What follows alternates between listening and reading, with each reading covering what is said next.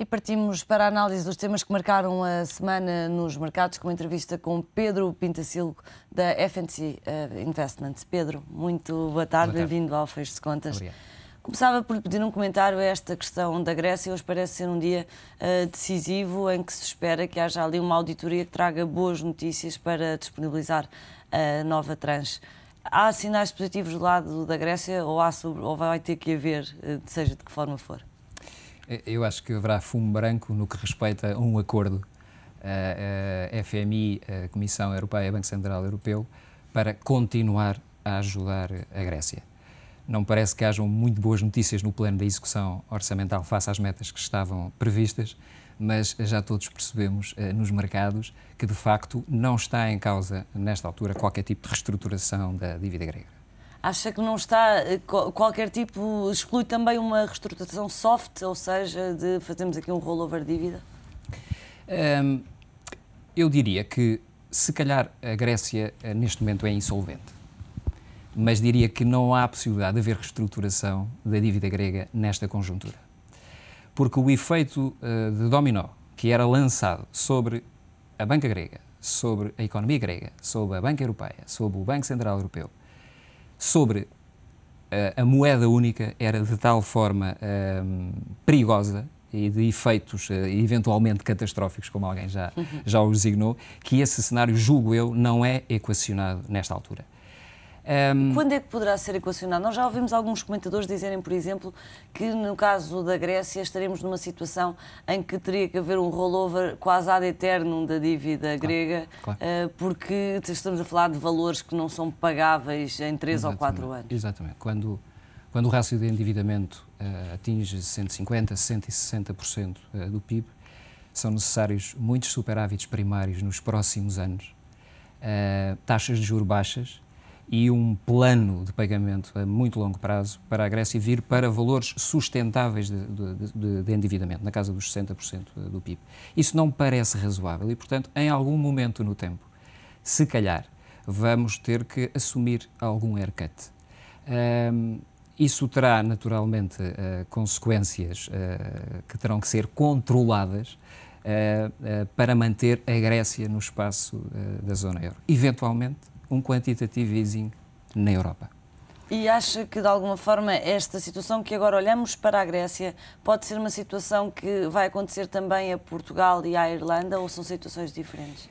Eu acho que uma das razões que leva a que haja um acordo entre a Europa, a FMI e a Grécia é exatamente evitar a todo o custo qualquer tipo de contágio sobre a dívida dos outros países periféricos, nomeadamente aqueles que já, como a Grécia, a estes mecanismos de apoio financeiro e eventuais contágios a outras soberanias. Portanto, a Europa vive um problema de sobreendividamento, de rácios de facto de dívida muito complicados, mas nesta altura tem que apagar os fogos que se vão acendendo e não pode correr o risco de incendiar toda a zona euro, que era o que aconteceria se houvesse qualquer tipo de reestruturação da dívida grega. Isso era um default, na prática. Os mercados fazem distinção entre a tal reestruturação soft e hard da dívida, ou seria sempre uma reestruturação?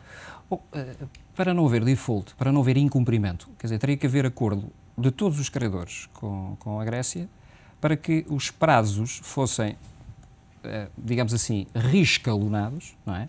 E não houvesse, de facto, nenhuma perda em termos de capital. Ora, olhando para a situação macroeconómica grega, olhando para os fundamentais da economia grega, olhando para a dívida grega, vê-se que em algum momento no tempo tudo isto se torna insustentável e, portanto, em algum momento do tempo, algum haircut vai ter que haver. Algum reconhecimento de perda do valor nocional da dívida vai ter que acontecer para a Grécia, de facto, ser solvente. Agora, a forma como a zona euro resolve essa situação, passará eventualmente, e por isso eu falei há pouco no quantitative easing, é se aceitar que a Grécia, nessa situação, se deve manter na União Europeia, o Banco Central Europeu tem que alterar os seus estatutos para se poder permitir fazer hoje aquilo que a Reserva Federal faz e que fez no seguimento da crise financeira, disputada pela falência da Lehman, que é lançar um programa de compra maciço de dívida pública, portanto, injetando liquidez na economia.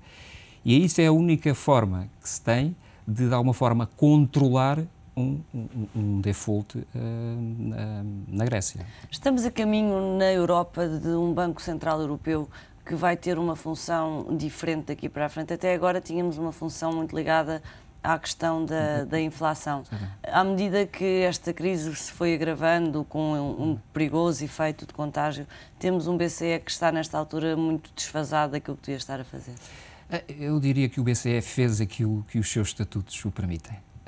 E foram os Estados-membros da República. Exato. E os Estados-membros foram eles que subscreveram estes estatutos. E, basicamente, o mandato que o Banco Central tem é basicamente monetário, é manter a estabilidade de preços na zona euro no médio prazo, em torno de valores na casa dos 2%. Não tem, por exemplo, como tem a Reserva Federal norte-americana, um mandato de criação de emprego. E isso faz toda a diferença na gestão dos desequilíbrios. Enquanto os Estados Unidos responderam à crise na vertente orçamental e na vertente monetária, não só baixando taxas de juros para praticamente zero, como lançando um programa de recompra de dívida e injetando muita liquidez na economia, o Banco Central Europeu apenas pode gerir no aspecto financeiro, controlando a taxa de juros, mantendo-a a níveis, de facto, muito baixos e fazendo, digamos assim, compra de dívida em mercado secundário e disponibilizando liquidez para o sistema financeiro.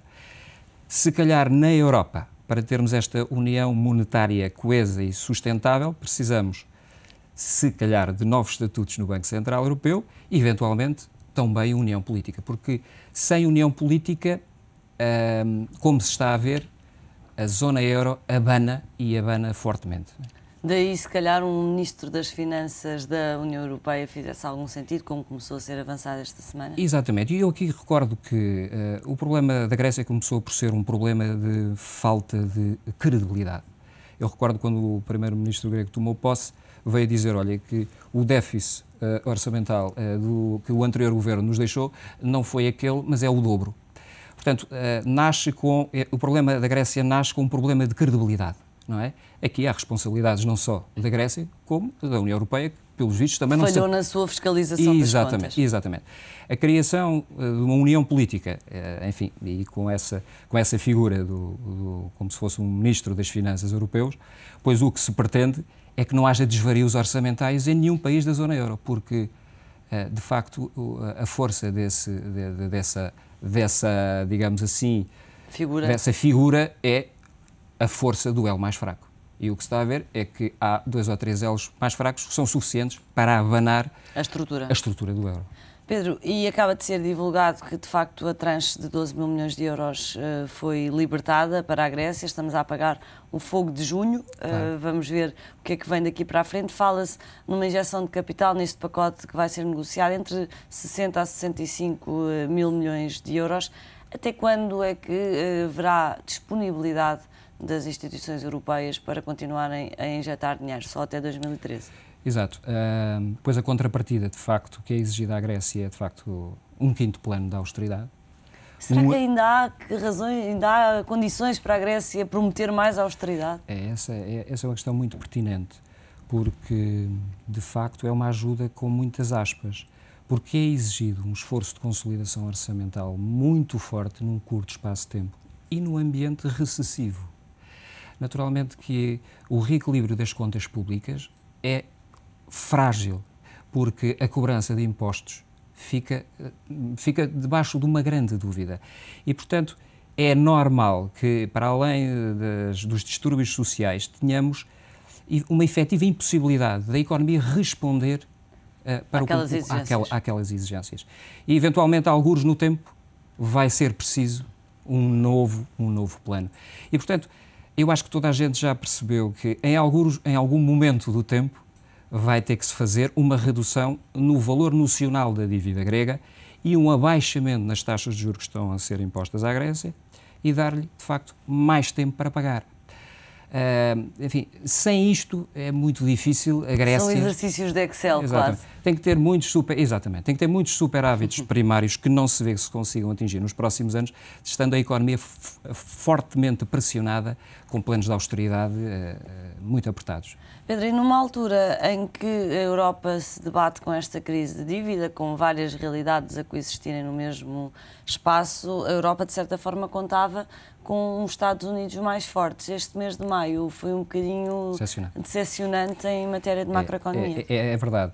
Temos aqui, por um lado, as empresas a comunicarem muito bem, a surpreenderem pela positiva em termos de resultados obtidos no primeiro trimestre de 2011. As estimativas foram batidas face àquilo que era o consenso de mercado. Os analistas estão a rever em alta a expectativa de ganhos, a expectativa de resultados das empresas do S&P 500. Portanto, espera-se este ano um crescimento dos resultados na casa dos 20% face a 2010.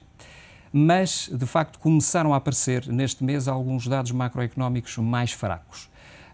Desde logo hoje, o número da criação de postos de trabalho na economia, que de facto veio muito abaixo daquilo que era a expectativa que o mercado tinha. O indicador ISM também veio abaixo da expectativa do mercado, ou seja, os indicadores avançados da economia norte-americana estão, de alguma forma, a mostrar alguma desaceleração e a criação de emprego está a desacelerar, ou seja, se a boa notícia é que a economia americana continua a ter capacidade de criar postos de trabalho, a má notícia é que é em ritmo insuficiente. A má notícia é que é um ritmo claramente insuficiente para baixar a taxa de desemprego. E, de facto, a taxa de desemprego subiu, já está nos 9,1%. Eu recordo que no início da recessão as taxas de desemprego nos Estados Unidos andavam à volta dos 5%. Portanto, ou seja, é considerado nulo quase desemprego. Exatamente. E de facto, no seguimento da crise, a economia norte-americana foi capaz de criar postos de trabalho, não foi ainda capaz de reduzir materialmente a taxa de desemprego. E daí que tínhamos tido o Quantitative Easing 1, o Quantitative Easing 2 e já se fala no Quantitative Easing 3. E falamos desse Quantitative Easing já a seguir.